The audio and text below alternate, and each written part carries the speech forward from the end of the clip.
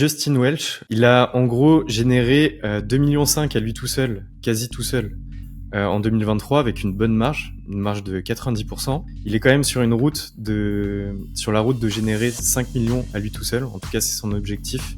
En fait, ce qui est vraiment intéressant pour elle, et on va parler de son média, quand elle a fait le switch vers le solopreneuriat, elle a lancé son média et en l'espace de 30 jours, elle a eu 10 000 abonnés sur sa newsletter. Peter Level, je l'adore. Il génère quasi 3 millions de dollars à l'année à lui tout seul en tant que développeur. Il s'est lancé en 2014. Il était un peu développeur. Et à un moment donné, il s'est dit... Bonjour à toutes et à tous et bienvenue dans cette nouvelle mini-série du board. Alors vraiment, je sais que je dis ça à chaque fois, mais je suis trop contente du thème du jour parce que c'est un inédit dans le board. Aujourd'hui, on va vous faire voyager parmi les solopreneurs de légende. Oui, les solopreneurs qui ont marqué un petit peu cette nouvelle façon d'entreprendre. Des individus assez fous pour entreprendre en solo et créer un business scalable, hyper rentable, pour certains gagner des millions. On est allé les chercher avec mon invité du jour outre-Atlantique, du côté des US, la terre natale, la terre de rêve des solopreneurs. Et je vais vous présenter mon invité, dont c'est la spécialité, parce qu'il décode les façons de fonctionner des solopreneurs à 6 chiffres pour nous aider à nous-mêmes employer ou piquer certaines de leurs techniques et devenir des meilleurs solopreneurs. Mon invité, c'est Axel Chapman. Salut Axel, bienvenue au board. Salut Flavie, merci à toi pour l'épisode, c'est très cool d'arriver ici.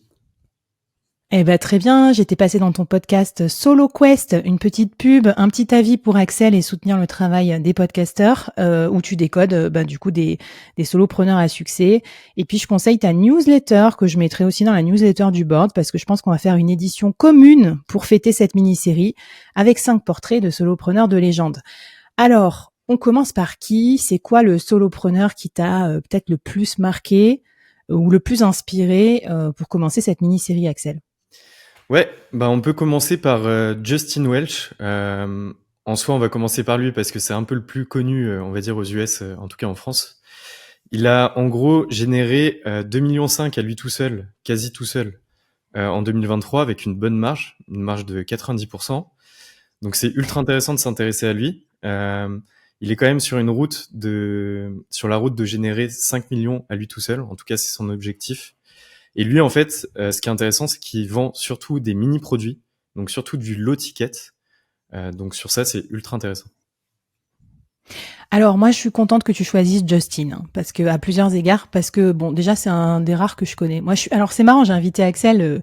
Je trouve ta newsletter trop cool et moi je connais pas forcément tous ces mecs ou ces femmes-là parce que je sais pas, j'étais pas allée copier des trucs des US, machin. Je les ai découverts un peu sur le tard.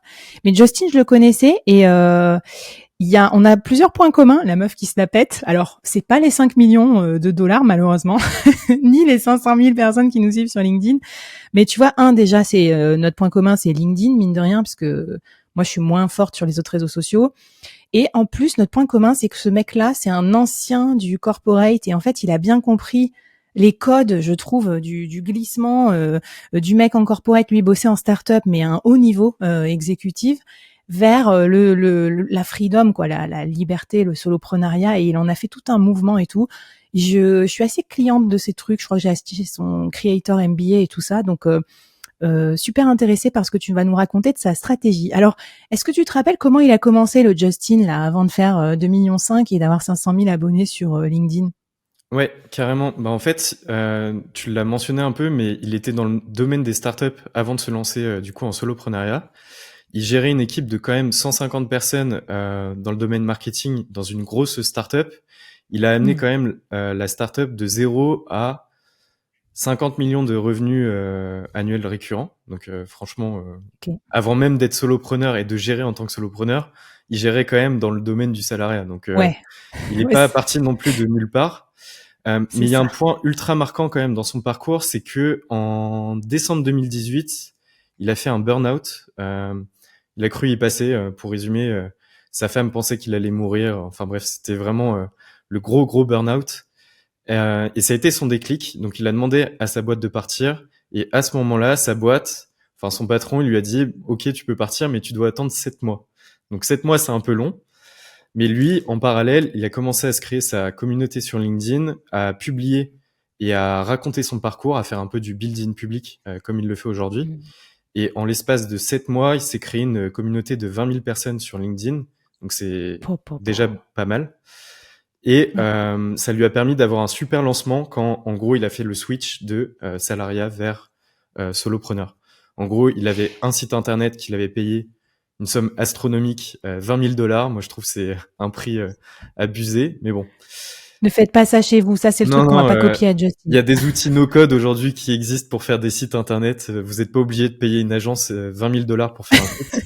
Mais en tout cas, son mois de lancement, il a généré 40 000 de dollars, ce qui est énorme. Mais en fait, il se positionne quand même sur des grosses entreprises. Donc, c'est aussi pour ça qu'il a généré autant.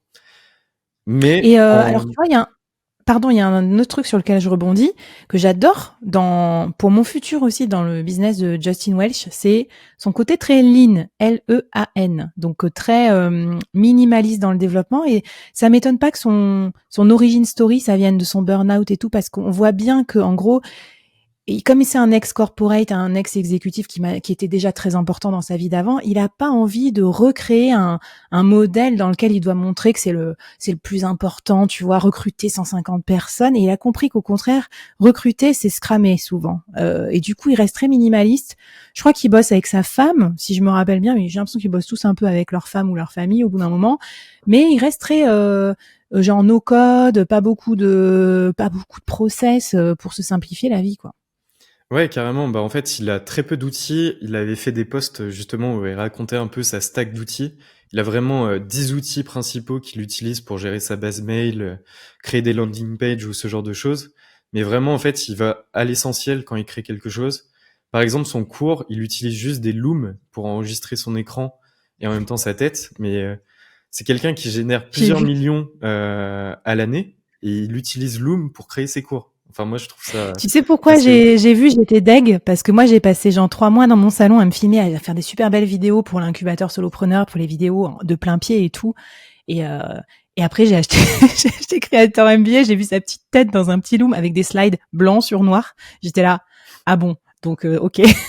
Leçon de minimalisme par Justin Welsh. Trop bien. Alors, qu'est-ce que tu retiens d'autre, ou peut-être qu'est-ce qu'on peut faire pour se mettre un peu dans la même disposition, si ce business model vous intéresse, vous qui nous écoutez? Ouais, bah lui, en fait, il a une stratégie vraiment low ticket. En fait, il se dit que quand il crée des produits, il préfère en fait le vendre beaucoup de fois et du coup à un prix minimal, que ça soit même juste instinctif, que la personne achète et qu'elle se pose pas trop de questions. Donc en fait, la plupart de ses produits, ils sont à 150 $, ce qui est à la fois pas trop haut pour que la personne achète comme ça sans trop réfléchir, et en même temps suffisamment pour qu'en gros il génère assez de cash par client. Mais en fait, il avait testé l'idée de son cours phare sur LinkedIn avant même de le faire. Il avait créé un playbook dessus à 50 $. Et le mois de lancement de ce playbook-là, il avait fait 7500 ventes. Du coup, faire les chiffres, 75 000 $. Donc déjà, c'est énorme. Mais en fait, il a perçu quand même un besoin sur LinkedIn quand il s'est lancé sur la plateforme, dans sa messagerie, où beaucoup de gens demandaient comment il avait créé une communauté sur LinkedIn, comment il avait créé son média, etc. Donc, il sentait des signaux faibles quand même venant de son audience. Et c'est comme ça qu'il a créé son playbook. Et après, il a poussé encore plus loin son playbook en créant un vrai cours. Et avant même de le lancer, il a utilisé des outils no-code comme card.quelque chose pour créer une landing page, mais vraiment une landing page éclatée. Hein. C'est juste une image, un lien, un bouton, un lien de paiement, juste pour valider l'idée avant même de créer le cours. Donc, il a fait des préventes avant même de faire son cours à 150 $. Donc, J'adore. c'est un peu ce que je retiens de son parcours, c'est vraiment de créer des mini-produits, mais en même temps, avant même d'y passer du temps, de tester, on va dire, l'intérêt de ce mini-produit pour son audience.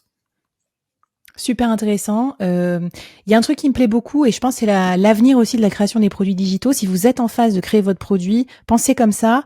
Créez un petit produit sur un pain très précis. Hein. Ça sert à rien de faire la énième formation LinkedIn personal branding. C'est bon, ça fait 12 ans que tout le monde en fait.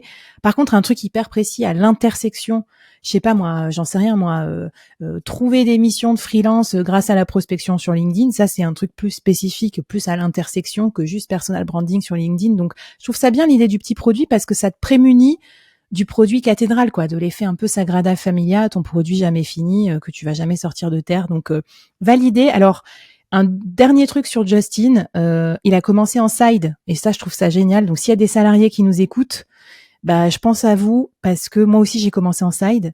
Toi, Axel, non, toi, t'avais même pas de CDI, toi, t'es devenu J'ai freelance jamais eu de direct. CDI, donc Ah, ces jeunes générations, je te jure. Les mecs connaissent même plus le CDI.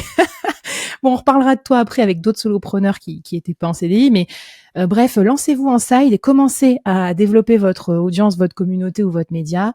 Et voilà. Et d'ailleurs, ça me fait penser à ça parce que moi, c'est ce que je fais, c'est mon nouveau produit là que je suis en train de construire, salarié diversifié. Et je trouve ça trop dommage de dépendre que de un seul employeur, alors qu'en fait, on peut avoir le beurre et l'argent du beurre et s'éclater en solopreneur sans forcément démissionner. Donc, on va la jouer comme Justin. Trop bien. On vous met toutes les ressources sur Justin et sa stratégie dans la newsletter du board. Donc, abonnez-vous parce que là, il va y avoir beaucoup de matière. Et puis, ce que je te propose, c'est qu'on passe à l'épisode 2 où on va analyser et décortiquer une autre solopreneur de légende, Cody Sanchez. C'est parti.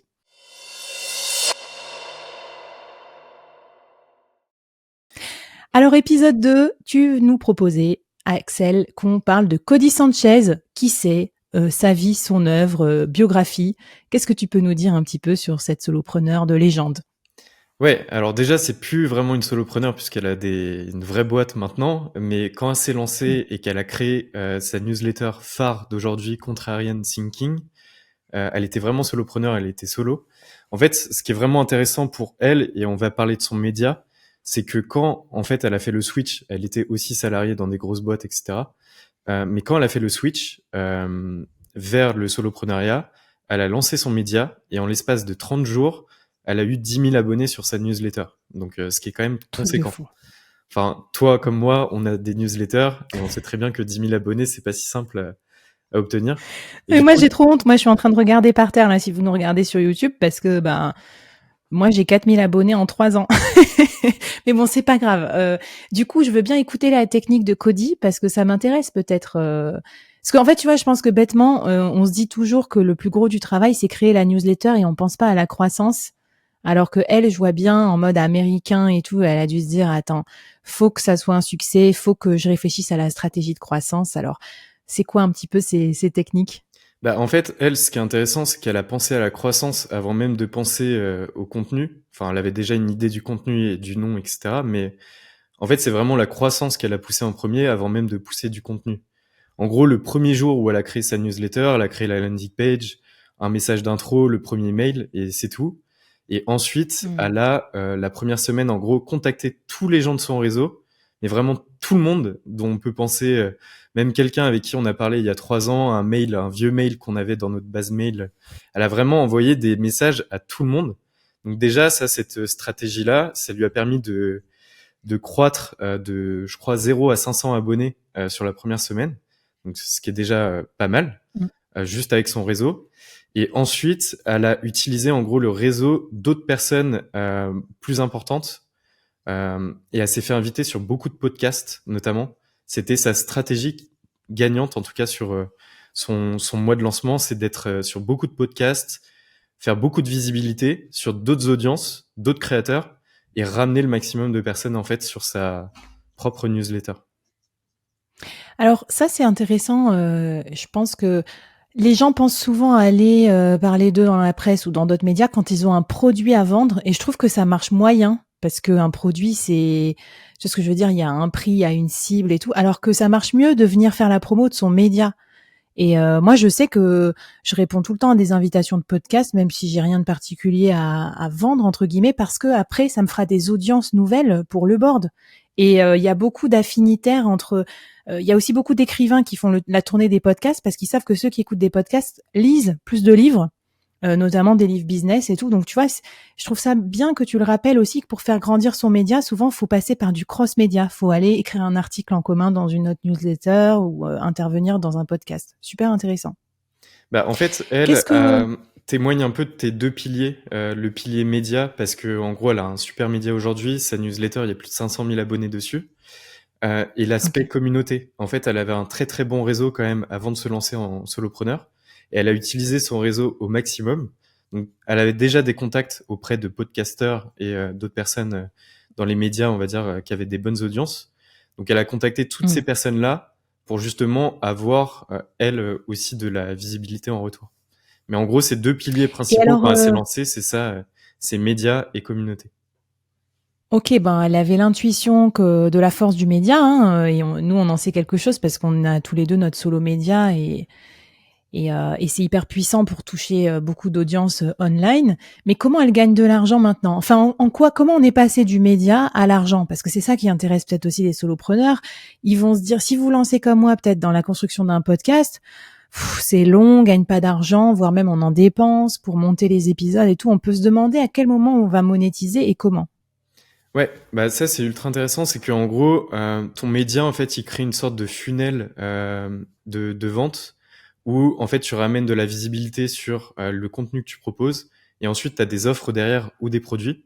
Donc elle, ses produits, ils ont changé entre la période où elle s'est lancée et aujourd'hui, mais si on regarde sur son site aujourd'hui, en fait, elle a différents cours qu'elle paye, enfin qu'elle vend et Mhm. la visibilité que ramène son média lui permet de vendre des cours derrière. Donc c'est un peu un modèle infoprenariat comme Justin Welch. Après, elle a une Ouais. partie aujourd'hui où elle rachète des business.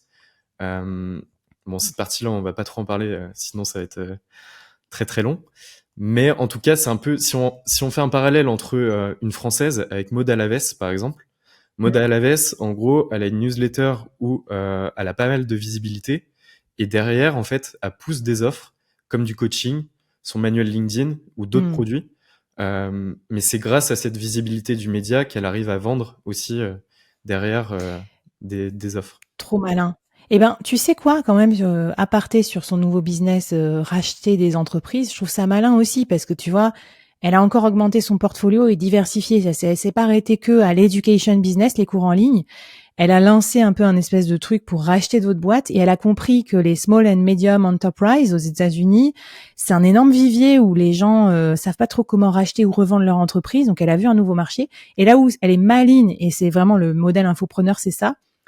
Elle s'est lancée là-dedans et après elle en a fait un cours. Et j'ai vu sa dernière offre, c'est ça, c'est comment racheter ou comment revendre son small medium business, quoi. Et j'étais là, mais waouh, incroyable. C'est vraiment l'état d'esprit, moi, que je kiffe du solopreneur. C'est, je me lance dans les trucs, je fais, je documente, et après potentiellement ça peut me faire un autre produit. C'est raconter ce que j'ai réussi à atteindre en documentant. C'est ça l'infoprenariat. Quand il est bien fait, c'est très très précieux parce que toi tu pars en éclaireur et tu vas aider des gens derrière toi à faire le même chemin. Donc hyper intéressant.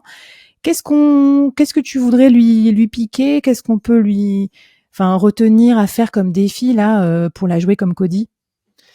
Moi, ce que je retiendrai, c'est quand même l'aspect réseau. En fait, essayer d'avoir le maximum de pairs pour essayer de croître aussi, nous, en tant qu'individus. Euh, En fait, moi, en freelance, par exemple, quand je me suis lancé, je suis resté pendant 1 an solo dans mon coin. C'est pas un truc que je conseille. Moi, je dirais quand même d'essayer au maximum d'aller voir d'autres personnes. Et le deuxième truc, c'est de lancer son média. Et quand on dit média, c'est pas forcément une newsletter. Ça peut être un compte LinkedIn, un compte Instagram, une chaîne TikTok. Mais en tout cas, créer du contenu pour ramener de la visibilité, on va dire, sur notre business.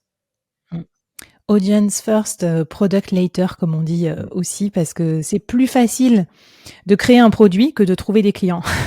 C'est ce que je dis à tous les développeurs qui veulent créer des trucs et je leur dis bah ouais, mais créer des trucs c'est facile aujourd'hui, surtout avec l'IA. Machin. Toi, t'es développeur aussi, Axel, donc tu crées des extensions et tout, mais après il faut trouver son marché. Donc c'est assez malin de chercher son marché d'abord et après de créer le bon produit qui lui va bien. Trop bien, j'espère que ça vous plaît. Axel vous met un petit bonus en plus, c'est la newsletter de Cody qui explique toutes ces techniques en détail pour avoir eu ses 10 000 premiers subscribers en 30 jours. C'est dans la newsletter du board.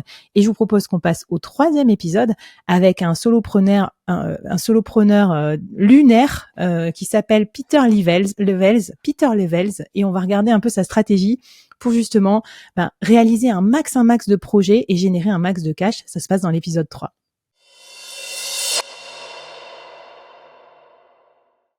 Alors, épisode 3, là, j'allais dire, enfin, à chaque épisode, on découvre des solopreneurs de ouf, mais celui-là, il est quand même assez emblématique. Parce que, alors je sais pas comment le traduire, parce que il a une stratégie de multi-produits, il en a lancé plein, et puis un degré de scalabilité énorme par le produit. Donc, est-ce que tu peux nous parler un petit peu de qui est Peter Levels, quelle est sa genèse, quel est aussi son système? Carrément, bah moi Peter Levels, je l'adore, franchement. Il fait beaucoup de build-in public sur Twitter, donc je vous invite à aller voir sur Twitter. Il génère quasi 3 millions de dollars à l'année à lui tout seul en tant que développeur. En fait, lui, on le met dans la Wow. catégorie indie hacker. C'est un développeur du coup qui crée des SaaS ou des mini-produits et qui les commercialise après derrière. Donc c'est une forme de soloprenariat. Euh, et lui, ce qui est super intéressant dans son parcours, c'est que il s'est lancé en 2017. Non, 2014, pardon. Il s'est lancé en 2014. En gros, il faisait déjà des choses sur la musique. Il était un peu développeur. Et à un moment donné, il s'est dit, euh, je vais lancer en gros 12 startups en 12 mois. Donc il a fait un article sur son blog et il a mis qu'il allait faire 12 startups en 12 mois. Et c'est vraiment là où en fait il y a eu un switch dans sa vie. C'est qu'en fait déjà, au-delà de lancer autant de startups, il a progressé de ouf en tant que développeur. Mhm. Mais en fait, une startup, lui, il le lançait vraiment avec des MVP. En fait, il testait des idées, il pivotait au maximum. Et en fait, c'est un peu l'idée qu'il faut retenir de Peter Levels, c'est de tester et pivoter. Donc lui, en gros, 12 startups en 12 mois, c'est quand même ultra fatigant. Et en fait, il y a son projet Nomad List qui génère beaucoup de cash aujourd'hui, qui permet aux digital nomades de trouver des villes ou faire partie d'une communauté. Le projet initial, c'était juste un Google Sheet partagé avec quelques infos sur quelques villes. Et ce projet-là qu'il a partagé sur Twitter, c'est parti viral très rapidement sur la plateforme. Et suite à ça, il a créé un vrai produit. Mais en fait, il a testé l'idée avec juste un Google Sheet partagé avant même de passer trop de temps à créer un produit et où il n'y a pas d'intérêt. C'est extra. Alors, ben, moi, j'adore parce que je dis souvent pivoter au lieu de vivoter déjà. Donc, tu vois, c'est le côté tentative, tentage de trucs aussi. Il y a une fille qui fait ça sur LinkedIn. Enfin, moi, j'adore cet état d'esprit. Je trouve que se mettre aussi en mode portfolio solopreneur, parce que c'est ce type-là, c'est-à-dire lancer plein de projets en même temps, un peu comme tu lances des spaghettis au mur pour voir lequel va accrocher au mur, lequel va retomber. C'est une façon de désacraliser l'échec aussi. Tu sais qu'il y en aura plein. Et du coup, ça t'oblige à aller plus vite, à être moins perfectionniste parce que bah, j'imagine lancer 12 startups en 12 mois, c'est l'horreur. Tu dois aller au plus près aussi du besoin client et peut-être à faire des MVP, donc des minimum viable products, plus petits. Donc, si je reviens sur l'épisode 1 de Justin Welsh, pour créer un petit produit, faut créer quelque chose d'un peu imparfait d'abord et puis le lancer et le tester. Et après, le deuxième truc que j'adore, c'est évidemment le build-in public. Et ça, en fait, ça a été inventé par les développeurs à la base, quoi. Vous documentez tout. Votre code, votre machin, vos apprentissages, c'est une culture que j'adore, ça, dans la tech, et qu'on reprend à notre sauce en mode solopreneur. Beaucoup de solopreneurs, je sais, vous qui nous écoutez, vous redoutez ce build-in public, mais je vous assure que c'est comme ça qu'on trouve ses premiers clients. Enfin, c'est trop chouette, je trouve, de raconter ses apprentissages, et parce que on attire une audience à soi, les personnes vont être intéressées par votre produit. Carrément, mais lui, il a une grosse communauté du coup sur Twitter. C'est grâce à ça notamment que ses produits performent aujourd'hui. Mais en tout cas, l'idée de tester, lui, il a quand même développé beaucoup de projets. Il a développé plus de 70 projets en tout. Et encore, il y en a plein aujourd'hui, encore plus, parce qu'il est dans l'IA aujourd'hui, il crée beaucoup de choses sur l'IA. Mais il a lancé 70 projets et seulement 5 ont vraiment généré du cash. Donc, faut quand même pas Ah se ouais. heurter à l'échec. Enfin, pas s'arrêter en tout cas quand on a des échecs. Lui, en gros, il en a eu plein et c'est pas pour autant que aujourd'hui ça marche pas. Bah, tu sais, alors toute proportion gardée, moi je dis souvent aux gens qui participent à mon bootcamp, le premier produit qu'on va faire ensemble, ça sera sans doute pas ton produit vache à lait, super cash flow. Moi, le premier produit que j'ai créé, c'était l'ancêtre de l'incubateur.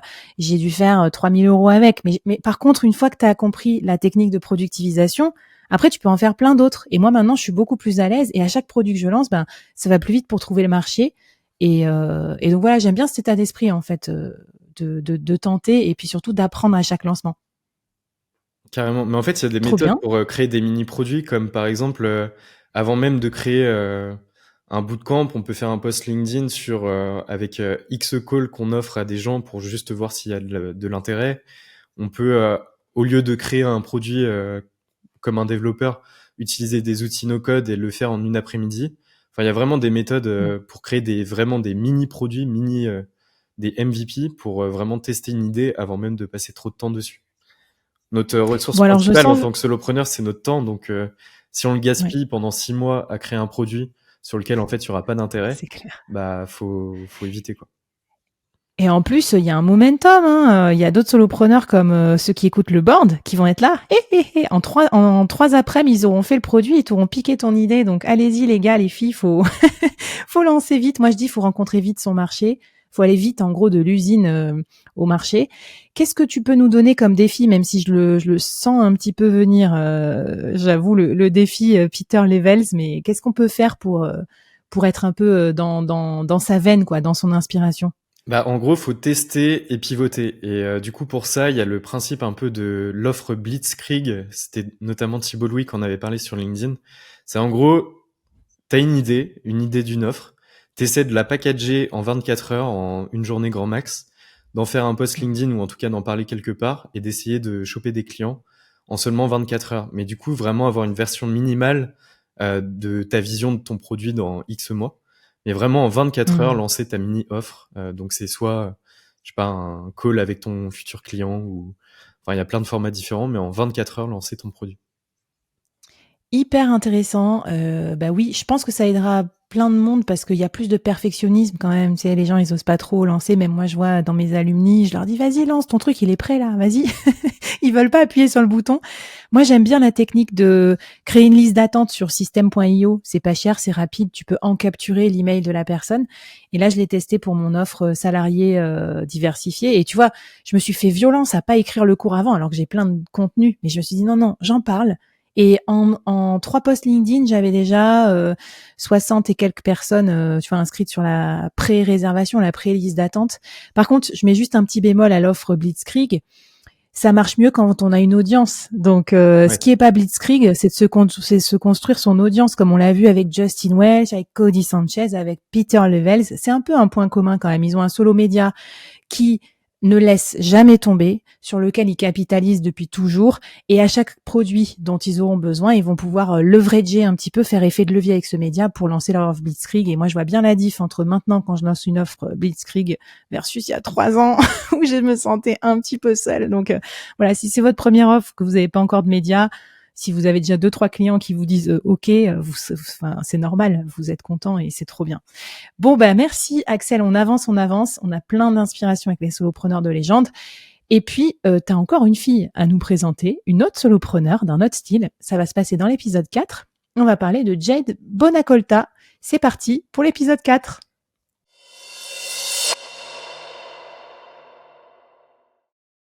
Alors, je sais pas si je prononce bien Jade Bonacolta. Je la fais à l'américaine parce que je pense que c'est un peu notre référence pour les solopreneurs de légende. Comment on dit son nom et qu'est-ce qu'elle fait cette Jade?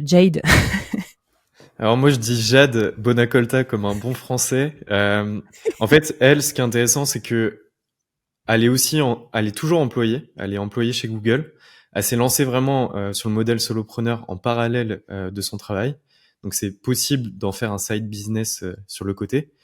Elle, en gros, elle a une communauté de 250 000 personnes sur LinkedIn aujourd'hui. Elle a aussi Instagram et d'autres canaux. Mais LinkedIn, c'est en 12 mois, en fait, elle a monté sa communauté à 250 000. Et elle a une newsletter en 12 mois qu'elle a lancée à 50 000 abonnés. Donc, ce qui est quand même assez conséquent. Et en fait, quand elle s'est lancée, elle a suivi le cours de Ben Mir, un autre solopreneur que j'invite aussi à suivre. En fait, ça lui a permis de structurer, on va dire, sa création de contenu. Donc, quand elle s'est lancée sur LinkedIn pour créer son média, elle s'est Mm. lancée du coup en janvier 2023. Elle était vraiment concentrée sur créer du contenu de qualité. Donc, pendant 3 mois, en fait, elle a pas fait que ça, elle avait quand même son travail à côté.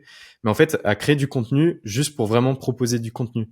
C'était vraiment du contenu désintéressé. Il n'y avait pas d'offre derrière, pas de newsletter, rien d'autre que de en gros, proposer du contenu et que ça soit intéressant pour la personne en face. Donc en fait, la seule invitation possible, le seul CTA sur un post, c'était de s'abonner à son compte. Et du coup, en l'espace de 3 mois, elle a monté son compte LinkedIn à 75 000 abonnés. Donc vraiment, au moment où elle s'est lancée et après 3 mois, Mm. 75 000 abonnés. Donc ce qui est énorme. Ça, c'est intéressant ce que tu décris parce que c'est aussi le dilemme du solopreneur. C'est vouloir aller tous azimuts, faire plein de trucs à la fois. Ah putain, écrire sur LinkedIn, lancer ma newsletter, mais il faut que les gens écoutent mon podcast. Ah, et j'ai mon produit et j'ai ma liste d'attente. Et j'aime bien ce que tu dis. Peut-être que le côté blitzkrieg, il peut se faire là aussi. C'est séquencer son travail, être focus un peu sur des sortes de campagnes militaires. 3 mois pour grandir mon audience sur LinkedIn et ensuite peut-être 3 mois pour construire mon premier produit, plutôt que tout mélanger, quoi. Enfin, je sais pas ce que t'en penses ou ce que ça t'inspire. Si, carrément, mais en fait, sa tactique d'être totalement désintéressé, on va dire, sur la plateforme, de proposer juste du contenu, c'est aussi ce qui a permis sa croissance, je pense.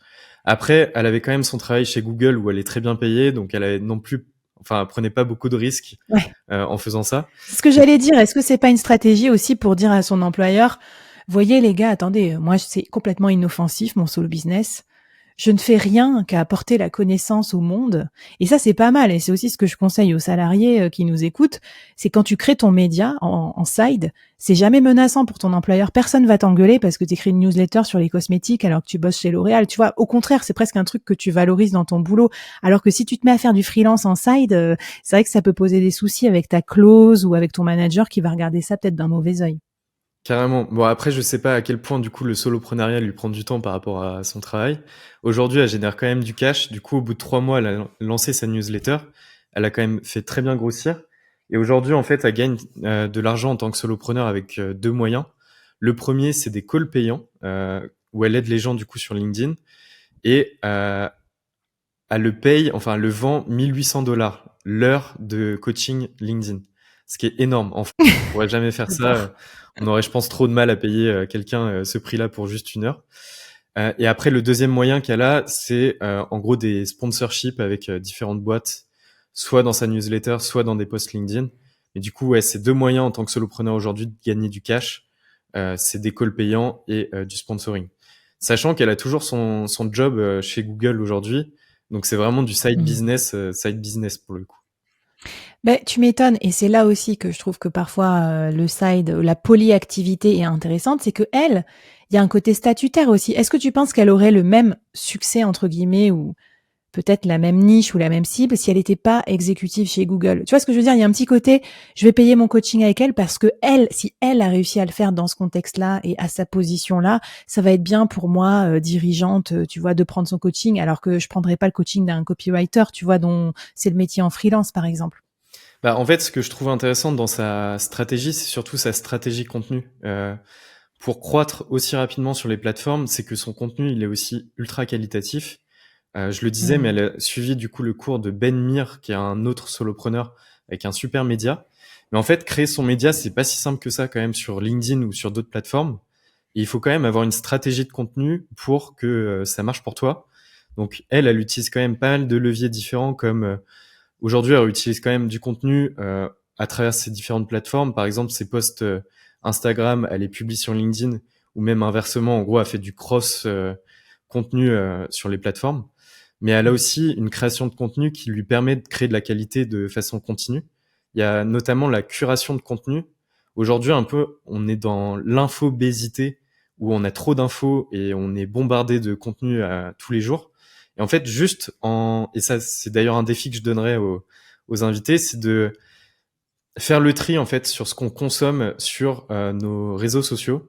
Donc sur Instagram, peut-être même supprimer, je sais pas, nos personnes qu'on avait au collège ou au lycée. Sur LinkedIn, unfollow pas mal de gens avec qui en fait, il y a plein de gens où on lit jamais le contenu, où on regarde jamais.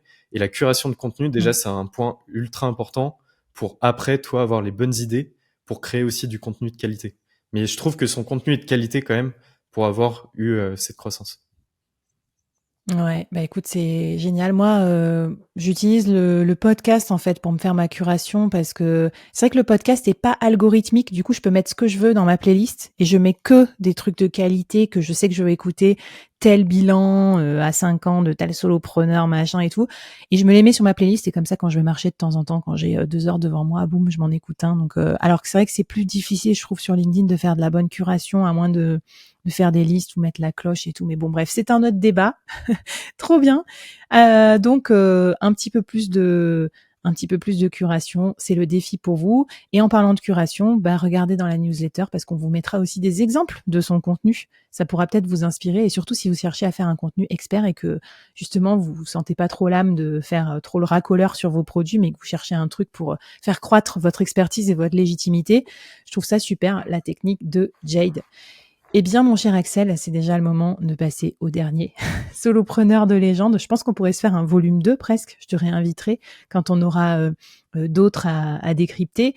Puisque on n'a pas beaucoup parlé de leur entourage à ces solopreneurs, mais certains d'entre eux sont plus solos. Ils ont construit des équipes énormes pour les soutenir, comme Cody Sanchez.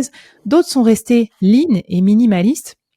Donc, dans le dernier épisode, on va se poser la question de l'entourage et de l'équipe pour entourer un solopreneur.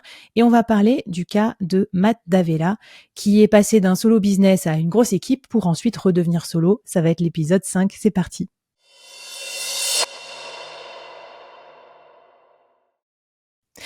Alors, ce Matt D'Avella, donc tu as écrit un super épisode sur ta newsletter Les solopreneurs à 6 chiffres. Raconte-nous un petit peu, j'ai envie de dire, c'est presque croissance et décadence du solopreneur, quoi. Il est parti solo, il a recruté à tout va, et qu'est-ce qui s'est passé après? Et d'ailleurs, c'était quoi son business à ce mec-là? Est-ce que tu peux nous raconter un peu le contexte? Ouais, carrément. En fait, moi, je l'ai connu, c'est un YouTuber.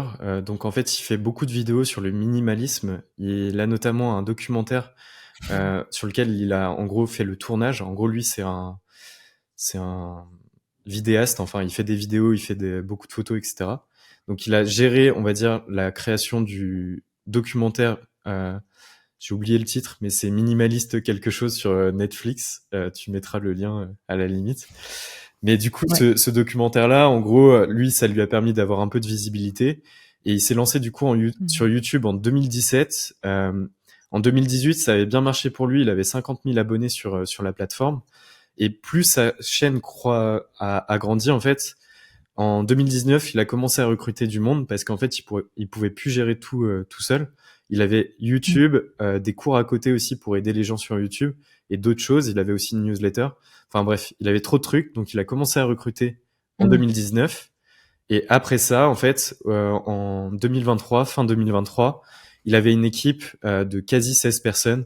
Bon, il y avait des employés et des freelances, mais du coup, Oui. c'était plus du tout le solo business de départ. Et en début 2024, il a annoncé dans une vidéo YouTube qu'il repartait entièrement solo.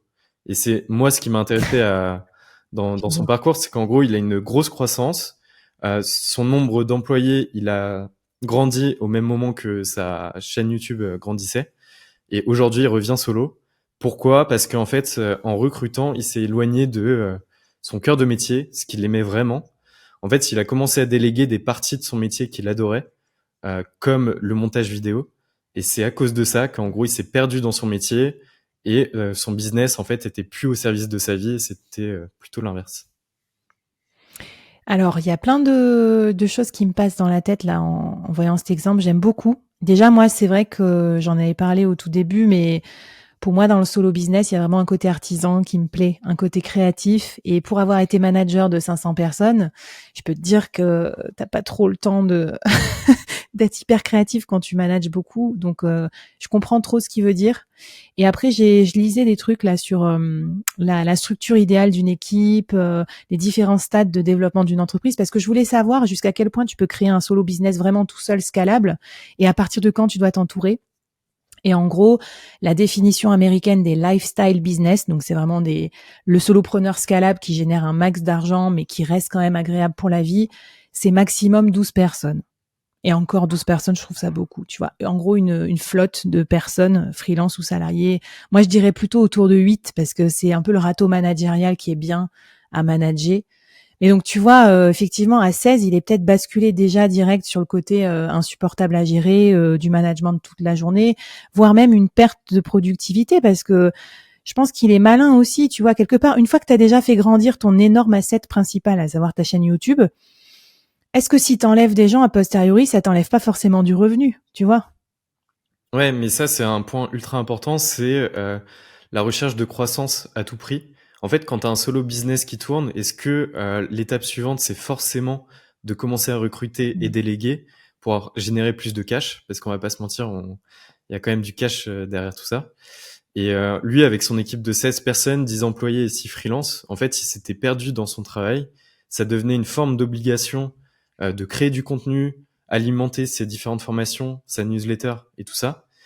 Et en fait, il avait perdu en fait son cœur de métier de base, qui était vraiment la création de contenu, le montage des vidéos, le tournage. En fait, tout ce qu'il faisait Ouais. vibrer, il l'a perdu en fait en recrutant et en déléguant en fait des parties de ce qu'il aimait, quoi. Ouais, puis tu as une obligation de résultat parce que tu as un revenu par personne à générer, un chiffre d'affaires par personne, et si tu le fais pas, tu es dans le rouge. Moi, je retiens cette leçon aussi pour dire que on n'est pas là pour donner des leçons. De toute façon, on s'en fout. Ça se trouve, Matt Davella, dans 2 ans, il fera une autre vidéo YouTube sur un autre truc parce que c'est aussi son, finalement, c'est son business. Et nous aussi. Mais ce qui est cool, c'est de rester flex aussi. C'est la vie du solopreneur. Ce que j'adore, c'est elle est quand même hyper flexible. On bosse avec des freelances. On peut changer de business. On peut pivoter. On peut se former à des nouveaux métiers.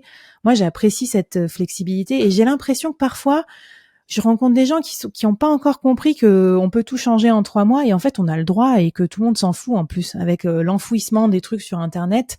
Entre moi ce que je faisais il y a 1 an que je parlais que de Web3 et maintenant que de soloprenariat, tu vois, de l'eau a coulé sous les ponts, mais personne m'a écrit en me disant ah bah dis donc t'as changé de cap. Bah non.